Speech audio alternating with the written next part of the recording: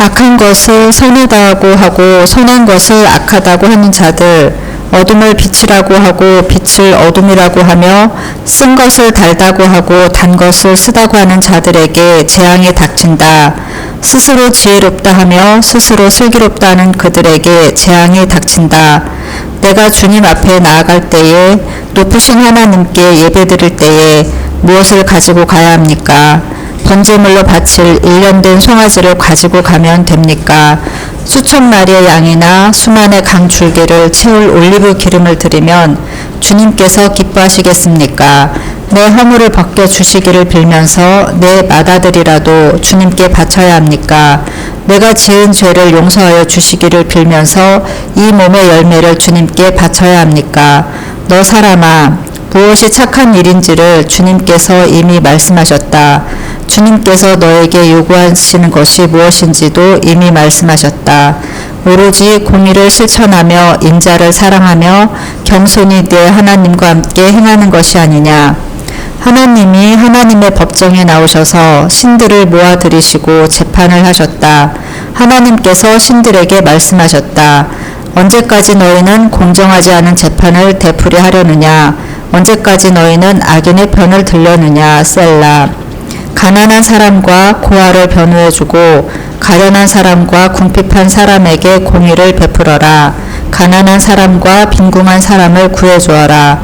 그들을 악인의 손에서 구해주어라. 아멘.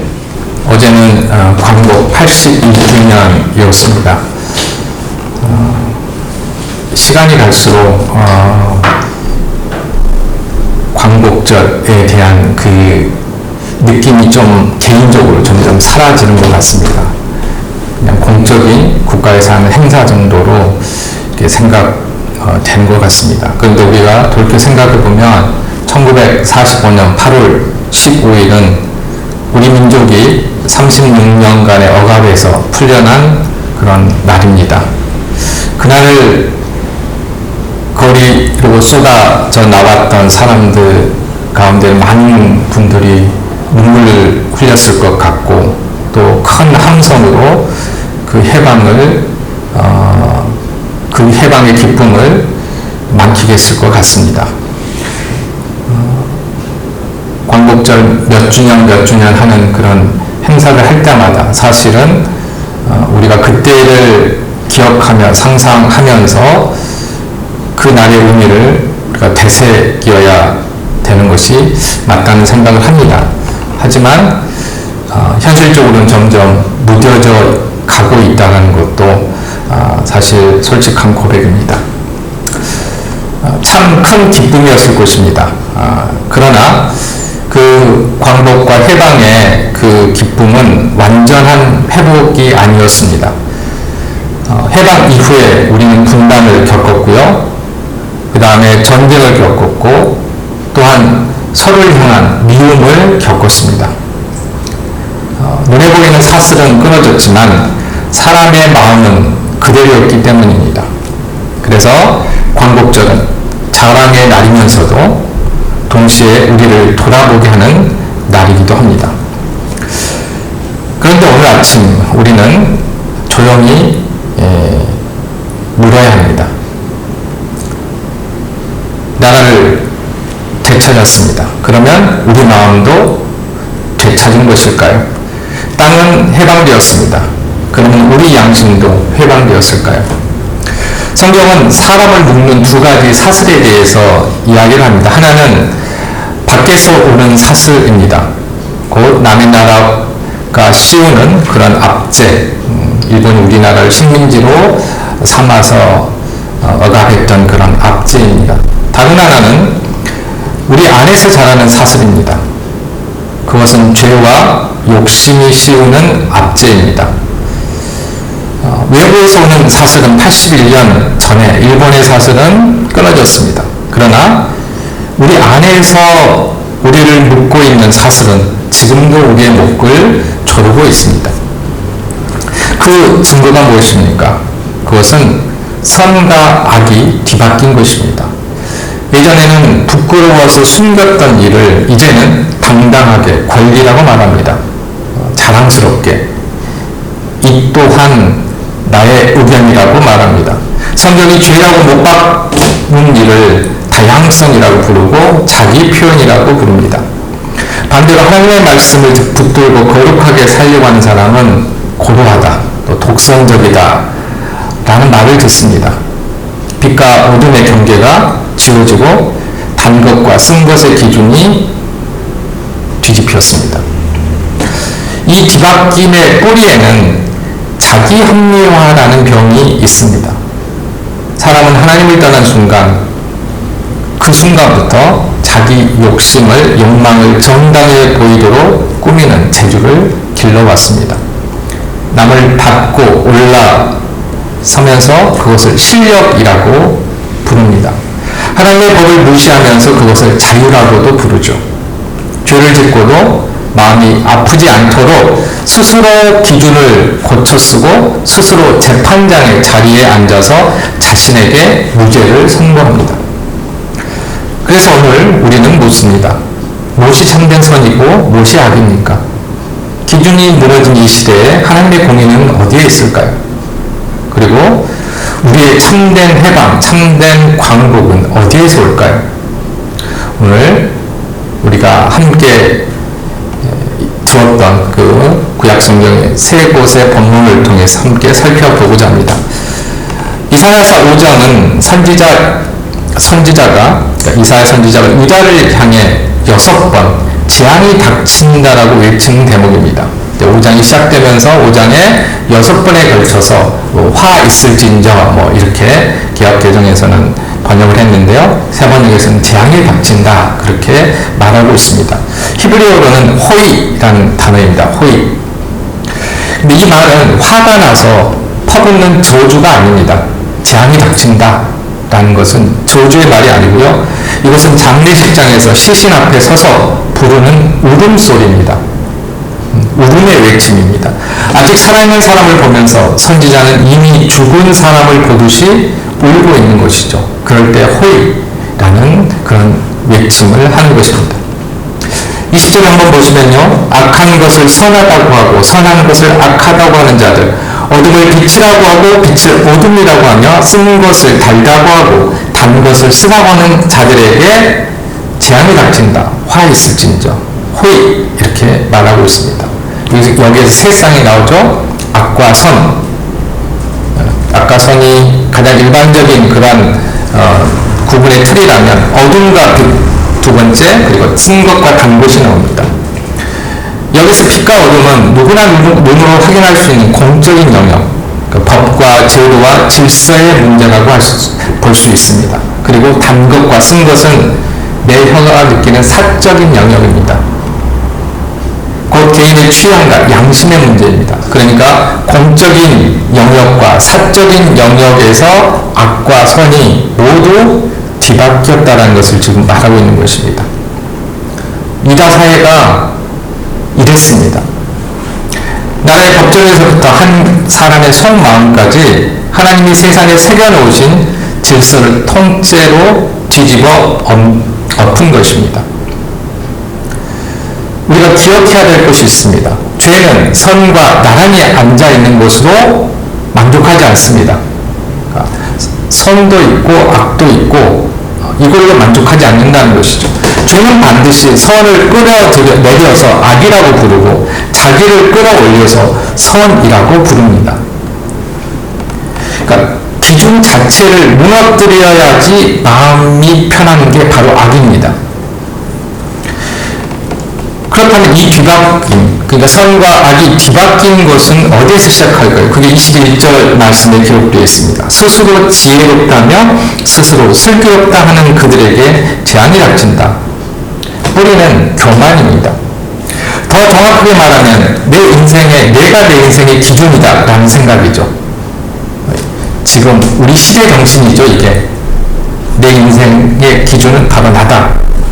하나님이 주신 말씀을 밀어놓고 옆으로 제쳐놓고 내 눈에 좋아 보이는 것을 척도로 삼는 순간 모든 것이 무너집니다. 그렇게 되면 뇌물을 받고도 부끄럽지 않고 죄 없는 사람을 죄인으로 만들고도 밤에 두 다리를 뻗고 아주 잠을 잘 잡니다. 우리 한번 광복 81년의 세월을 한번 뒤돌아보면 좋을 것 같습니다. 분명히 우리는 나라를 되찾았습니다. 그리고 자유를 얻었죠. 그럼 81년 동안 우리는 이 자유를 어떻게 사용했습니까? 무엇을 위해서 사용했습니까? 자유는 하나님께서 주신 선물이지만 기준이 없는 자유는 방종입니다. 아주 저희가 학교 다닐 때부터 사회 시간에, 도덕 시간에 자주 들었던, 기준이 없으면 자유는 방종이 된다는 말, 지금도 여전히 유효하다고 할 수 있습니다. 오늘날 우리 사회는 내 마음대로 할 권리를 가장 높은 자리에 놓고 있지요. 남에게 피해를 주지 않으면 내 마음대로 해도 된다. 이게 가장 중요한 가치입니다. 쉽지 않은 문제이고 불가피한 경우도 있지만 생명을 가볍게 여기는 일까지 자기 결정권이라고 부릅니다. 뭐 자살하는 문제, 예를 들어서 안락사의 문제, 낙태의 문제도 여기에 포함될 수 있겠고요. 창조 질서를 거스르는 문란함을 사랑이라고 부르기도 합니다. 이것은 어느 한 부류를 겨냥한 말이 아닙니다. 성경에는 남녀 사이에 벌어진 음란과 타락이 훨씬 더 많이 기록되어 있습니다. 이 말씀은 우리 모두를 향한 말씀입니다. 거룩한 절제는 지금 우리 사회에서는 미련하다고 놀림을 받고 수단을 가리지 않는 성공을 지혜롭다고 칭찬받는 경우가 참 많습니다. 어떻게 해서든지 취직하고 어떻게 해서든지 성공하고 어떻게 해서든지 좋은 대학 가고 과정은 나중에 잘못이 드러나지 않는 한 아무런 문제가 되지 않은 거죠. 이 더 두려운 것은 이 물결이 교회 안으로까지 들어왔다는 사실입니다. 우리는 말씀 앞에서 자신의 죄를 보고 이것을 벗으려고 하기보다는 세상의 말을 빌려와서 그런 내 자신을 변호하려고 합니다. 다들 그렇게 살잖아. 저분은 집사님이고 권사님이고 저 사람은 목사님이기도 하고 요즘 시대가 다 그래. 이런 말도 하고요. 이 정도는 융통성을 발휘하는 거지 이렇게 말까지 합니다. 그러니까 하나님의 말씀을 내 형편에 맞게 조금씩 깎아낸다는 것이죠. 그러나 하나님 앞에서 스스로를 지혜로운 척하는 것은 자기 손으로 자기를 묶을 밧줄을 꼬는 일입니다. 불이 지푸라기를 삼키듯 사람의 말재주로 쌓아 올린 모든 변명은 하나님의 공의 앞에서 한순간에 다 없어졌습니다. 없어지게 됩니다. 5장 14절 말씀 그렇게 보면 그거 확실히 알 수 있습니다. 오직 기록된 하나님의 말씀만이 선과 악을 재는 잣대입니다.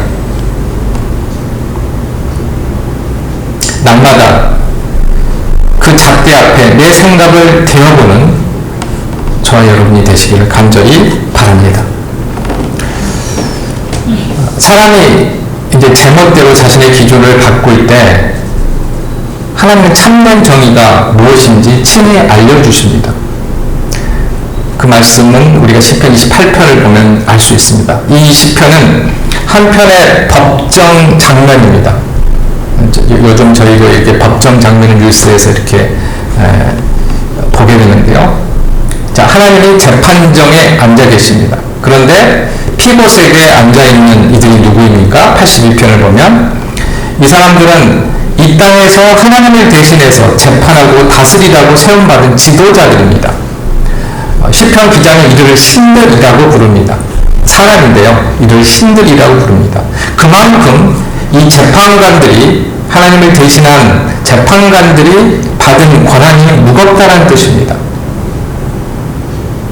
실제로 어떤 권력자들은 신처럼 대우를 받으려고 하고 스스로 신이 되려고 하는 것들을 우리가 역사 속에서 현대사에서도 볼 수 있지요. 온 우주의 재판장이신 하나님이 그런데 그들을 향해서 묻습니다. 언제까지 너희는 공정하지 않은 재판을 되풀이하려느냐? 언제까지 너희는 악인의 편을 들려느냐? 셀라. 가난한 사람과 고아를 변호해주고 가련한 사람과 궁핍한 사람에게 공의를 베풀어라. 가난한 가난한 사람과 빈궁한 사람을 구해주어라. 그들을 악인의 손에서 구해주어라. 그러니까 하나님의 정의의 잣대가 바로 여기에 나옵니다. 이것입니다. 그러니까 시대적인 상황도 중요하고 개인의 상황도 다 중요하고, 그런데 성경에서 말하는 하나님께서 생각하시는 정의가 무엇인지 우리는 외면하지 않고 분명하게 확인을 해야 됩니다. 오늘 말씀입니다. 그 잣대는 법조문이 얼마나 잘 다듬어졌느냐가 아닙니다. 이론이 얼마나 정교하게 이게 잘 정리가 됐느냐도 아닙니다. 그 잣대는 가장 약한 사람이 지금 어떻게 되고 있느냐라는 것입니다. 그 사람이 착하냐, 악하냐, 그런 거 따지지 않습니다. 흑인이냐, 백인이냐, 인종도 따지지 않습니다. 스스로 지킬 힘이 없는 사람, 곧 가난한 사람과 고아와 고통받는 사람과 궁핍한 사람의 권리가 지켜지고 있는지를 하나님은 보십니다. 참된 정의는 힘 있는 자의 눈치를 보지 않고 힘없는 자를 악한 손에서 건져내는 일입니다. 그래서 사람들은 여기에 하나를 더 붙이죠. 착한 가난한 사람, 적어도 좀 괜찮은 소외된 사람. 근데 성경을 보면 그런 전제 하나도 없습니다. 그게 굉장히 불편합니다.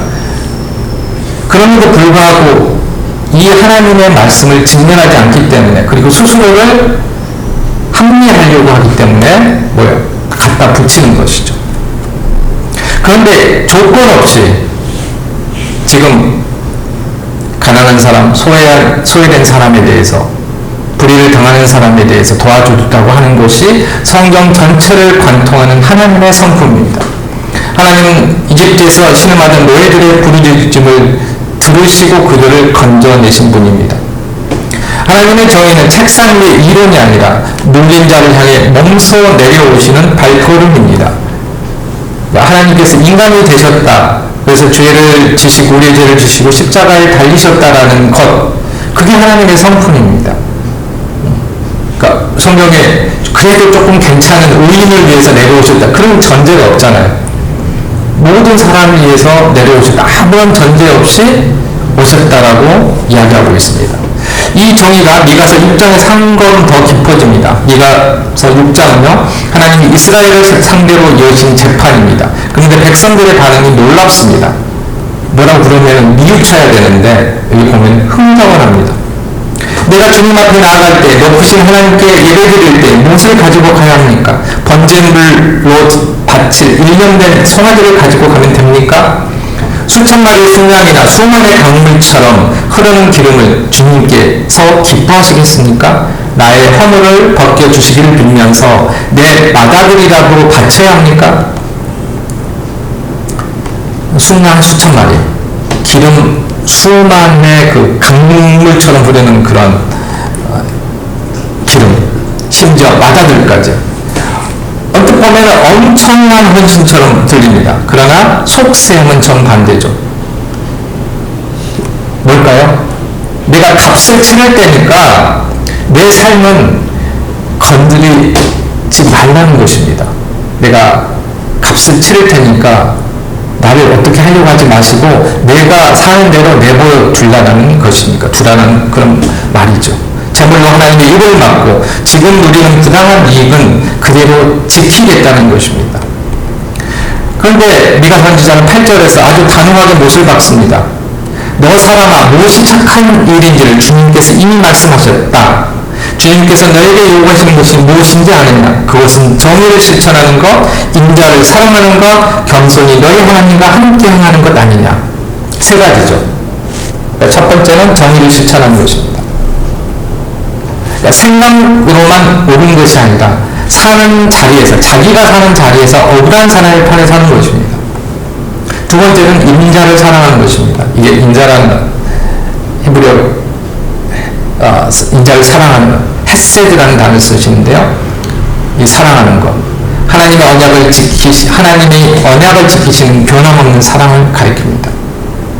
그 사랑을 받은 사람답게 남에게도 그렇게 하라는 것입니다. 그래서 우리가 하나님께 얼마만큼의 사랑을 받았는지, 이게 우리가 다른 사람을 사랑할 수 있는 힘이 됩니다. 그냥 착해서 성품이 이게 아니죠.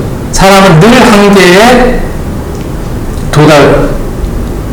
다다를 수밖에 없죠. 누군가가 나에게 1000만원의 빚을 탕감해줬다면 나에게 100만원의 빚을 지고 있는 사람을 탕감해 줄 수 있는 것, 그게 원리입니다. 타인을 사랑할 수 있는. 근데 자기가 얼마만큼 하나님으로부터 사랑을 받았는지, 탕감을 받았는지 이거를 깨닫지 못하면 절대 자신의 성품으로는 다른 사람을 탕감해 줄 수도 없고 용서해 줄 수도 없고 사랑할 수도 없습니다. 이게 성경의 원리입니다. 그렇지 않으면 다 그게 공로가 되는 거죠. 내가 이만큼 내 이웃을 사랑했으니까 하나님도 나를 사랑해 주십시오. 순서가 완전히 뒤바뀌는 것이죠. 세 번째는 겸손히 하나님과 함께 걷는 것입니다. 내가 앞장서지 않고 하나님의 걸음에 내 보폭을 맞추어 평생을 걸어가는 것입니다. 굉장히 이 말씀은 우리를 아프게 합니다. 마치 칼을 대는 것 같습니다. 우리에게. 우리는 하나님과의 관계를 거래로 여기고 있지는 않습니까? 주일에 예배드리고 헌금하고 봉사하면 월요일부터 토요일까지 내 욕심과 속임수는 눈 감아 주실 것이라고 이렇게 기대하거나 계산하고 있지는 않습니까? 하나님은 값비싼 뇌물에 아니면 값비싼 재물에 매수되는 분이 아니십니다. 교회에서는 찬양하면서, 직장에서는 사람을 부당하게 대하고 장사를 하면서는 속임수를 쓴다면, 그리고서 드리는 예배는 하나님의 뜰을 밟는, 그러니까 뜰만 밟는 그러한 발걸음일 뿐입니다. 예배가 아니라는 것이죠. 광복절을 지는 우리에게 이 말씀도 또 무겁게 다가옵니다. 우리의 민족을 억압에서 건지신 하나님은 지금도 억압받는 사람을 건지시는 하나님이십니다. 그렇다면 해방을 선물로 받은 백성이 마땅히 해야 할 일은 무엇일까요? 우리 곁에 약한 사람을 건지는 일입니다. 홀로 남겨진 노인, 마음이 무너진 청년, 낯선 땅에서 일하는 이주민, 또 배움의 자리에서 밀려난 아이들, 하나님은 지금도 그들 편에 계십니다. 우리가 그 자리에 함께 서지 않는다면 우리는 해방의 은혜를 받고도 남을 해방시키는 백성이 되는 것을 거부하는 것입니다. 하나님께서 정말 기뻐하시는 것은 재물이 아니라 우리의 삶입니다. 그리고 종교의 모양이 아니라 정의와 긍휼의 열매입니다.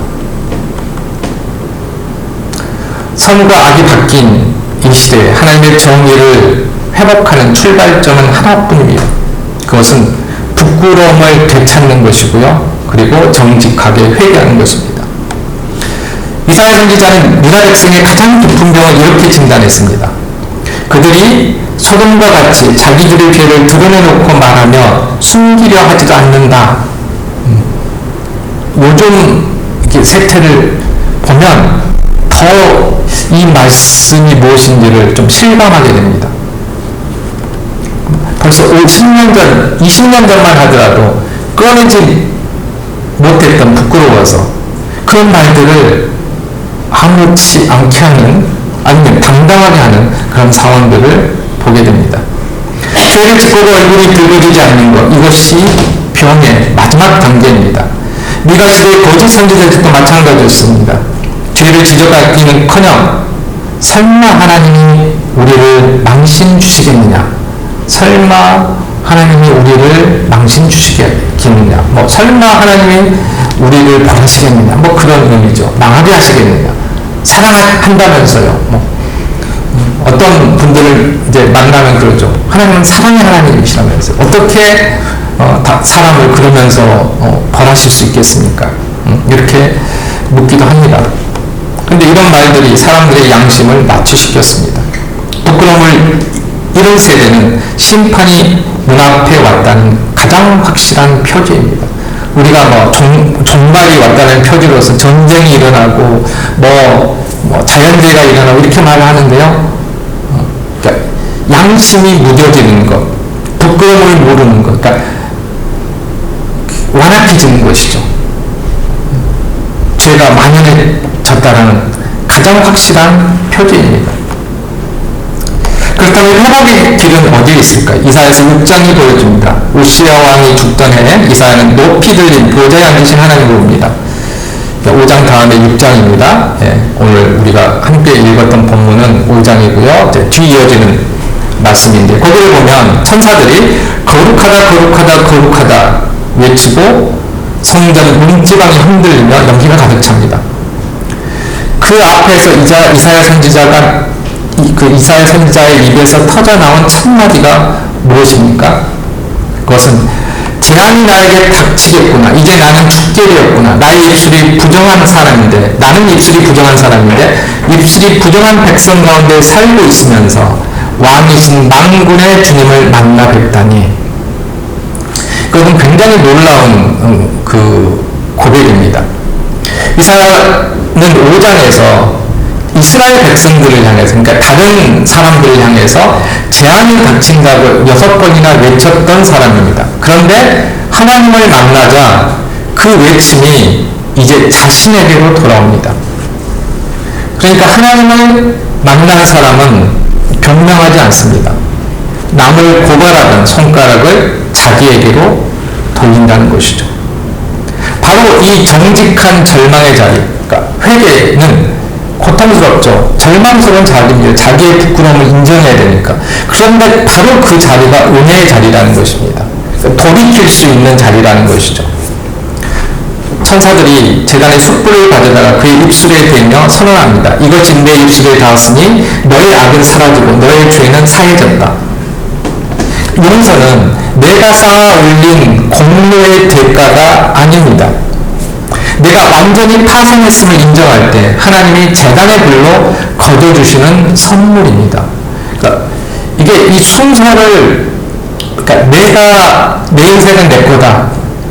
내 결정이 하나님 결정보다 더 우선하고 내 기준이 하나님보다 더, 기준보다 우선됐을 때 이게 이제 뒤바뀌게 되는 것입니다. 그러니까 은혜로 주어진 거를 내 공로로 생각하는 거죠. 그랬으니까 뭐예요? 회개나 돌이킴이 없이 자꾸 공로만 쌓으려고 합니다. 하나님 보십시오. 내가 이만큼 했습니다. 그러니까 하나님도 저한테 이만큼 해주셔야 되지 않겠습니까? 그러니까 함께 모여서 우리가 말씀을 읽고 기도하고 하면서 해야 되는 일이 이 말씀을 보면서 자꾸 어긋나는 것을 다시 재조정하는 것입니다. 0점을 맞추는 것이죠. 정말 하나님의 뜻이 무엇인지를. 그게 가장 중요합니다. 다윗도 같은 고백을 했습니다. 하나님께서 원하시는 제목은 찢겨진 심령입니다. 오 하나님, 주님은 찢기고 짓밟힌 마음을 멸시하지 않으십니다. 그리고 미가는 이 회개의 끝에서 터져나온 찬송을 이렇게 노래합니다. 미가서 7장 18절 19절 말씀인데요. 주님 같으신 하나님이 또 어디에 있겠습니까? 주님께서는 죄악을 사유하시며 살아남은 주님의 백성의 죄를 용서하십니다. 주님께서 다시 우리에게 자비를 베푸시고 우리의 모든 죄를 주님의 발로 밟아서 저 바다 밑 깊은 곳으로 던지십니다. 성도 여러분, 우리에게 가장 급한 것이 바로 이것입니다. 부끄러움을 되찾는 것, 그리고 상하고 통회하는 마음을 되찾는 것입니다. 그러니까 무뎌진 마음을 민감하게 부드럽게 만드는 것이죠. 오늘날 우리는 회개 없는 위로, 십자가 없는 영광, 눈물 없는 은혜에 아주 익숙해졌습니다. 죄를 지어도 두렵지 않고 말씀의 경고를 들어도 마음이 움직이지 않습니다. 그러나 참된 회복은 내 의로움이 산산조각나는 자리에서 시작됩니다. 이사야처럼 이제 나는 죽게 되었구나 하고 정직하게 무릎을 꿇을 때 하나님은 예수 그리스도의 십자가의 보혈로 우리의 입술과 마음을 씻어주십니다. 그리고 우리의 죄를 깊은 바다에 던져 다시 기억하지 않으십니다. 그 용서를 맛본 사람만이 비로소 이렇게 말할 수 있습니다. 제가 여기 있습니다. 저를 보내어 주십시오. 제가 여기 있습니다. 저를 보내어 주십시오. 이 정도 고백을 한다면, 하는 사람이라면 자신을 바라보는 사람이 아닙니다. 자신의 능력을 생각하는 사람이 아닙니다. 자신의 능력을 가지고는 절대 이런 고백을 할 수가 없습니다. 모든 것을 하나님께 맡긴 사람만이 무슨 일이 있을지는 모르겠지만 하나님께서 하시겠다, 어떻게든 하실 거라는 믿음을 가진 사람만 이렇게 고백을 할 수 있는 것이죠. 이것이 비로소 참된 광복이라고 할 수 있습니다. 우리나라의 광복은 1945년에 왔죠. 그러나 우리 영혼의 광복은 십자가에서 옵니다. 사도 바울은 이렇게 말했습니다. 그리스도께서 우리를 자유롭게 하시려고 해방시켜 주셨습니다. 그러므로 굳게 서서 다시는 종의 멍에를 매지 마십시오. 나라를 찾은 백성에게 필요한 것은 더 큰 힘이 아니라 더 깊은 회개였습니다. 오늘 우리 교회도 마찬가지입니다. 우리에게 필요하죠. 우리만의 예배식, 더 많은 성도. 하지만 그보다도 더 중요한 것은 하나님 앞에서 정직하게 무너지는 한 사람입니다. 말씀을 맺겠습니다. 세상은 여전히 오늘날에도 선을 악이라고, 악을 선이라고 이렇게 우리에게 속삭이면서 우리를 넘어뜨리려고 합니다. 힘 있는 자와 타락한 종교는 손을 잡고 종교 행위로 하나님의 노를 가릴 수 있다고 착각합니다. 그러나 하나님은 살아계시고 그분의 공의의 보좌는 흔들리지 않습니다. 하나님의 공의는 교만한 자를 태우는 불이면서 동시에 고아와 과부의 눈물을 닦아주시는 손길입니다. 그리고 그 공의가 가장 밝게 빛나는 곳이 바로 십자가입니다. 하나님은 죄를 결코 눈 감지 않으시되 그 진노를 아들에게 쏟으심으로 회개하는 사람을 의롭다고 하셨습니다.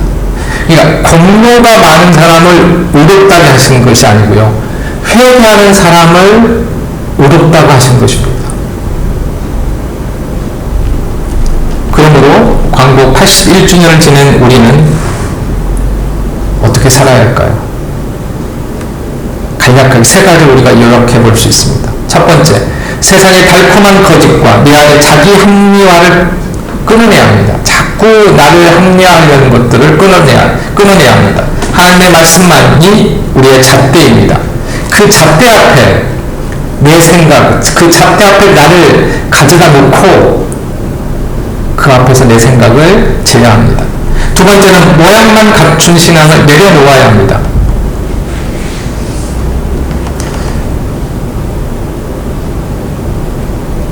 이웃에게 햇세디의 사랑을 베풀며 겸손히 하나님과 함께 우리는 걸어가야 합니다. 세 번째로는 날마다 상하고 통하는 마음을 회복해야 합니다. 이것은 막 슬퍼하고 막 자기를 학대하고 일어나는 말이 아닙니다. 십자가의 피로 씻음받아 이 어두운 시대에 빛을 내는 남은 자로 살아가야 합니다. 자꾸 나의 기준을 버리고 하나님의 기준에 나를 맞춰야 된다는 것입니다. 81년 전 우리의 민족은 사슬에서 풀려났습니다. 그러나 하나님이 진정 원하시는 해방, 광복은 우리 마음이 죄에서 풀려나서 그 자유로, 그 해방으로 이웃을 살리는 것입니다. 세상이 아무리 어두워도 하나님의 공의 위에 바로 선 사람을 통해서 하나님은 그분의 나라를 이루어 가십니다. 오르교의 모든 성도님들이 그 한 사람이 되시기를 주님의 이름으로 간절히 축원합니다. 기도하겠습니다.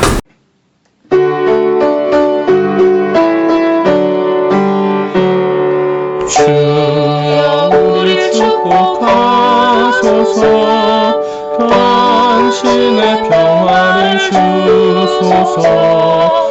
우리 위에 주의 손으로 주여 잡아주소서.